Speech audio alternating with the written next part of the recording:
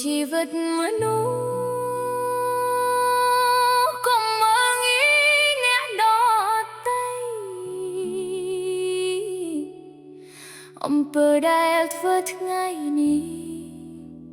ថ្ងៃក្រោយនឹងវិលមកវិញមនុស្សអត់ងាយនិយមគិតតែខ្លួនឯងធ្វើឲ្យអ្នកដទៃឈឺតែខ្លួនឯងមិនខ្វល់មនុស្សពោរលួយប្របិចប្រាក្បត់គិតថាខ្លួនឆ្លាតតែជីវិតមិនអាចលាក់បានពេ